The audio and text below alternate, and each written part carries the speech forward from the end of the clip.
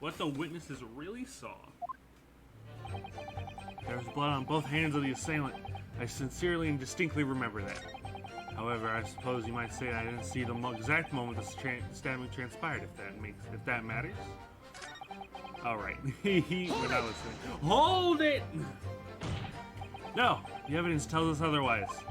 You have the gloves the defendant was wearing on the night in question in the court record. I am well aware of that, sir, but nonetheless, I know what I saw and I stand by it. The man had blood on both his hands. He's defiant, even in the face of hard evidence. He's steadfastly refusing to admit that he might be mistaken for what he saw. But why? Your reasoning is dire. One hand or two, the assailant point remains unchanged. Minutes after the grim crime, the victim's blood dripped guiltily? Guiltily in the accused's fingers. Frickin' bop! I suppose you might say that I didn't see the exact moment the gun fired. If that matters, it does matter. Don't try to downplay this. Whether or not you saw the exact moment of the crime is a matter of fundamental importance as well, you know. Yeah, but for crying out loud, we all know that no one else could have possibly done it. I was just trying to save us all some time. You have a loan of 20 guineas outstanding for the defendant, do you not? And you hope to release yourself from the financial burden by ensuring the defendant was found guilty? Hi, well, that's not entirely not what I was hoping for. I just lost a little guinea or 10 when I backed the wrong horse in the derby, that's all. I was gonna win and haul back. There's a fixture this weekend, that's a sure thing. A little guinea or 10? I'm a banker. No one bats an eye if I borrow a little spending money for the weekend.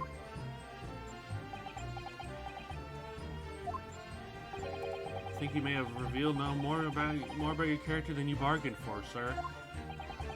This witness' scruples are not on trial here. Proceed to the next witness. Is that really how it's supposed to work? No, it's not how it's supposed to work. I remember seeing the knife, and I remember seeing both of the attacker's hands with blood on them. Hold it! Hold it! You definitely saw that too? Blood on both hands. Yes, sir. I mean, I know what you're going to say. Only one of Mr. McGilden's gloves has any sign of blood on it. That's right. The thing is, as far as I remember, sir, when I looked down and saw Mr. McGilden sitting beside the other fellow, I don't believe he was wearing any gloves, sir. He wasn't wearing these gloves? That's correct, sir. I saw the blood on both his bare hands quite clearly. Okay, well, there's two very clear, obvious contradictions. Show that the dark colored with a U stain on the dark leather gloves would have been easy to see. I should point out that the police officer who apprehended the accused on the night in question reported that there were no traces of blood on Mr. McGilden's gloved hands. There wasn't blood on his hands? This is puzzling indeed. This must be significant somehow, I'm sure of it.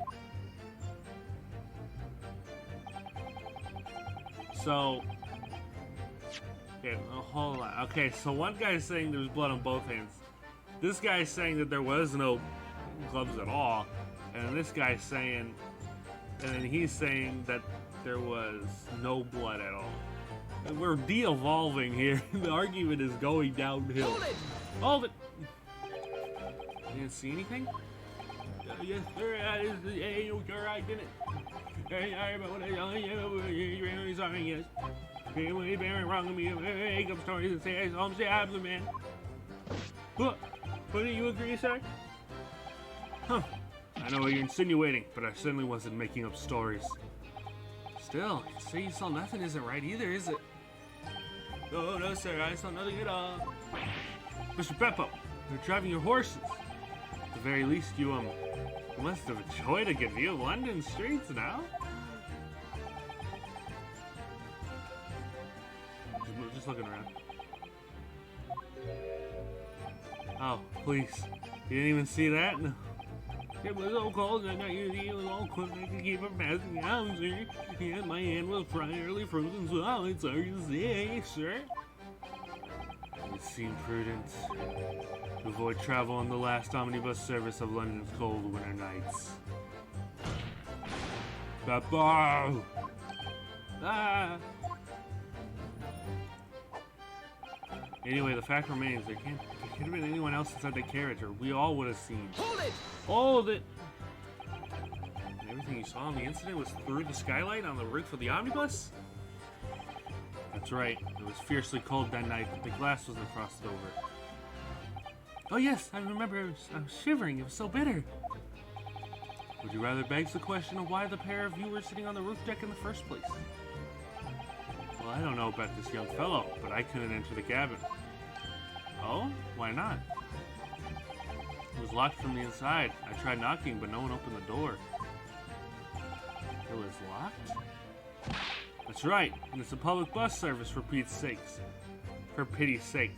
It's not what I call fair play. I get it. Yes, I had exactly the same experience. I tried knocking, but the shadow inside just gestured at me to clear her off. So I had no choice but to climb up to the roof deck and look down longingly into the warm cabin below. Well, I can assure you I wasn't just looking down, I was glaring, long and hard. And that's precisely why I could tell you with absolute confidence that if there was anyone else in that cabin, I would have noticed. Unequivocal, I would say. I'm not sure about the two witnesses. Did they really have seen everything inside the cabin through the skylight? They might not have been able to. They wouldn't have been able to see the opposite seat. Let me confirm one thing, Mr. Fairplay. You were riding this omnibus. Witnessed the events in the cabin through the skylight and the floor on the upper deck, is that right? That's right, yes. In that case, there's a portion of the cabin interior that would have been out of sight from you. What? By golly, really? Obviously, at this stage, we can't say for sure. But the possibility cannot be denied. At the time of the incident, there could have been another passenger in the enclosed cabin of the omnibus. Objection! Enough hypothetical meandering, my Nepenthes friend. The prosecution demands that you substantiate your claims. After all, the scene of the crime is here in the flesh. In the wood. Very well, I will uphold the prosecution's demand. Right there. We will identify the area of this cross-sectional plan of the omnibus.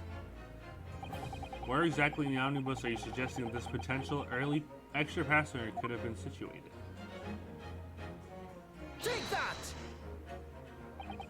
Both rows of seat on the roof face in the direction of travel, where the seats in the enclosed cabin face each other, which means the visible parts of the cabin which passengers on the roof deck can see through the skylight is as I've drawn here. Ah! That's right, my lord.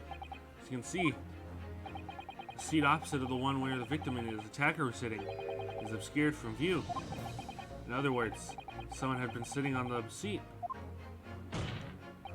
It's quite possible these two witnesses would have been completely unaware of it.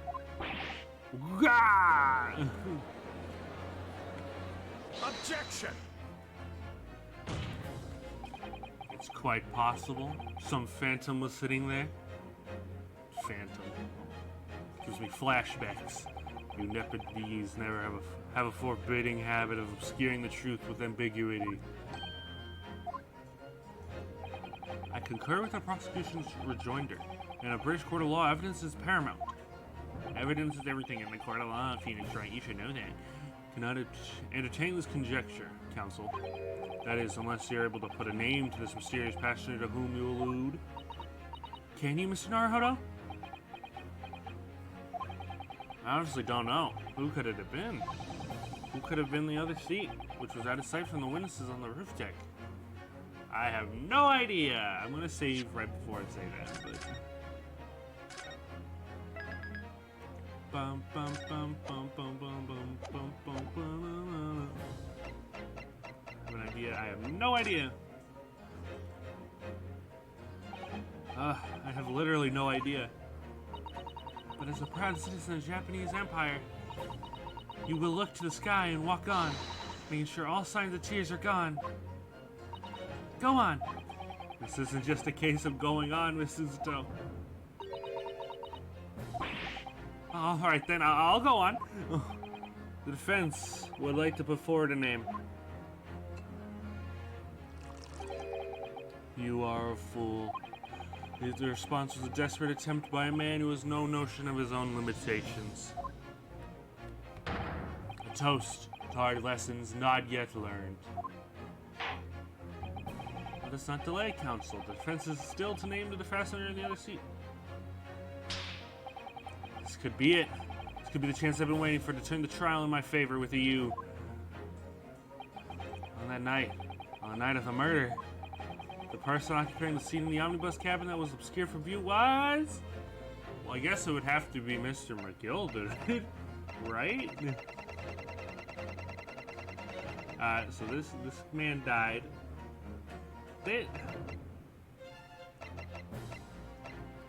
Okay, so these two are on top. There's only two other people that I know. Take that! Oh god, the music stopped. Oh no, this is usually bad or good. The passenger in the enclosed cabin that the witnesses on the roof failed to see has to be Mr. Magnus McGilded. Mr. McGilded? What are you talking about, counsel? The name of the defendant. Objection! Oh, there we go. So, if I desecrate this chamber by smashing my hollowed chalice, do forgive the discourtesy. Lord Van Zykes! People talk of those tiny island nations in the Far East as having a learning and culture of their own, but I see they use the terms ill-advisedly. What are you trying to say? Let me explain in terms that even a student of an artless backwater such as yourself might understand. When the bloody scene unfolded, the victim and his assailant were sitting side by side. Multiple witnesses have attested to the fact. It's the very premise on which this case is built. Objection! But that premise may be wrong. What? If the victim really was sitting beside Mr. McGilded, it creates an inconsistency that can't be reconciled in any way. What? It does? What inconsistency, counsel? The defendant's gloves, my lord. Oh, okay, yes, please, Jesus. I was like, both witnesses made the same statement. They claimed that there was blood on both hands of the person sitting next to the victim. Objection! Yeah, we know the truth to be otherwise. Only one glove bears the gory remains. Objection! The point is, even in the face of this irrefutable evidence, both witnesses have maintained their stance. Yes, their testimonies remain unchanged. Exactly. They both adamantly swear that they clearly remember seeing blood on both hands of the assailant. In short, their memory of events is correct, and their testimonies reveal the truth.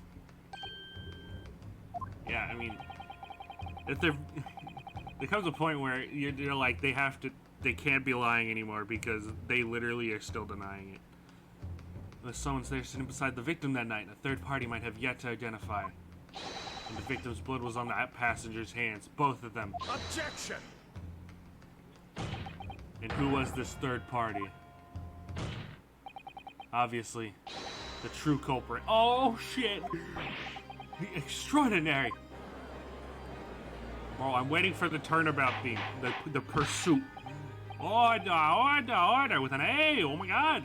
What exactly are you postulating? Objection! The defense's postulation is just that, nothing more than conjecture. The witnesses clearly stated that they saw the accused. Objection! But when elaborating on his testimony, Mr. Fairplay said the two of them were wearing hats and I couldn't exactly make out their faces.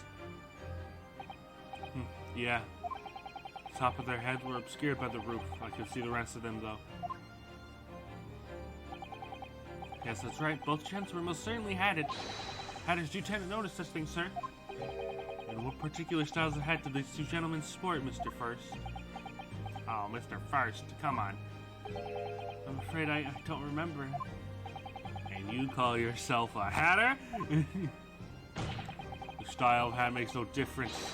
There's no third passenger in that cabin. How can you be so sure? Because if there had been, the accused Mr. McGillicuddy would undoubtedly have offered to dispose the fact. Unless, that is, you're proposing an even more preposterous explanation. That the accused failed even to notice the presence of a true culprit in the very cabin in which he traveled. Ah! He's poking holes! He's poking holes! That would help! He's right. There was another person traveling in the enclosed cabin of the omnibus. It's inconceivable that Mr. McGillicuddy could even be aware of it. Order with an A. Oh no, he's British. If they're British, I can't point out that they spell it weirdly. Different than Americans. Not saying that Americans obviously wrote it first because they didn't, but you know, it's just different for me.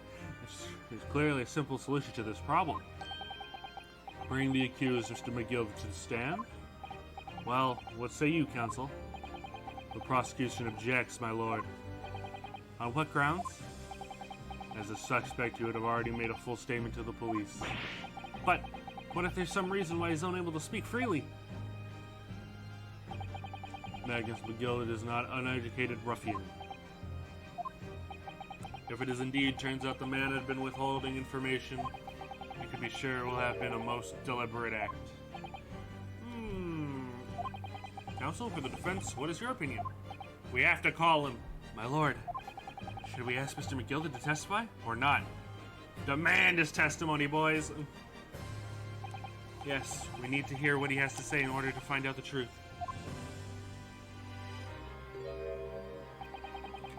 Defense would like to call Mr. McGillicuddy to the stand. In that case, I would like to hear the opinion of the jury. Oh, yeah, I need a little time to consider this. If you ask me, I think we should hear what Mr. McGillicuddy has to say. Get the man out here, I say!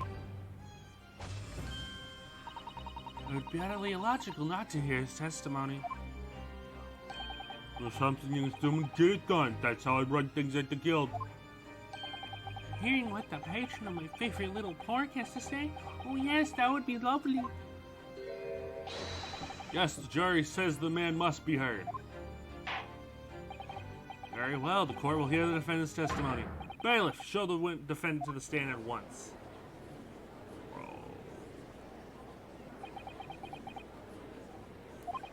Now, maybe what actually happened that night will finally become clear.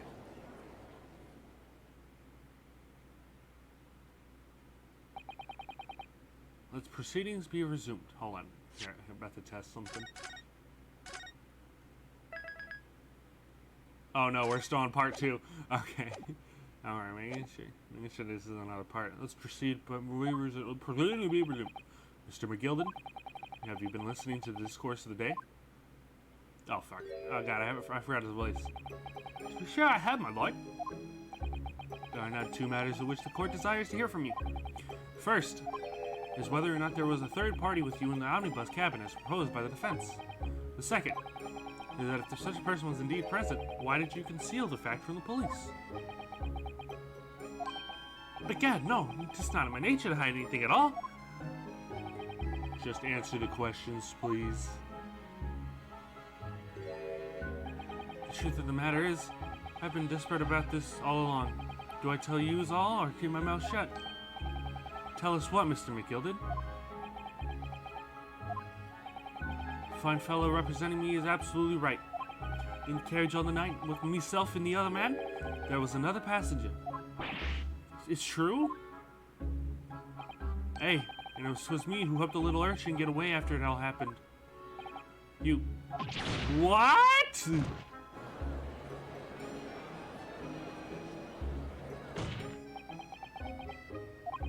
No, Magnus McGillicuddy. A convenient excuse can't save you now. I'm truly sorry, so I am, Lord Van Zykes. I'm sure you would wanted to know why I said nothing when we were taken in by the police. I do be having a very good reason, I assure you. Which was...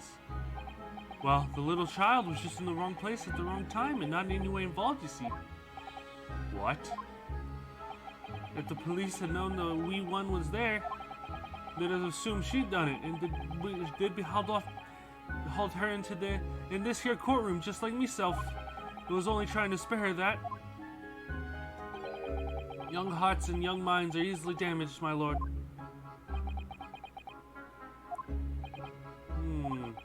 And who is this young child of whom you speak? That, I don't know. You don't know? Hey, well, the wee thing was just happening to be in the carriage that night. I never saw it before or since. Objection! We have absolutely no reason to believe this man. Prosecution calls for the witness's statements to be disregarded by the court. You know, I wouldn't be surprised if the urchin isn't here in this courtroom as we speak, listening to the proceedings. What? Ah, smoke! Ah, fire! There's a fire! Oh, look, someone's trying to get away! Go after them! It's no use! I can't see anything through all this smoke! What is going on? Careful, Mr. Naruhodo, cover your face! Bailiff, don't let the accused escape. Secure the omnibus. I recall an emergency recess. Bailiff, ensure the defendant is in custody and clear the courtroom. Excuse me, Jesus. We were hurried and removed from the smoke-filled courtroom by the bailiff. Amid scenes of chaos, and people stumbled over one another in their desperation to flee the chamber. We had no idea what was happening. All we knew was that for the time being, at least, the trial was suspended. Wacky! Wacky!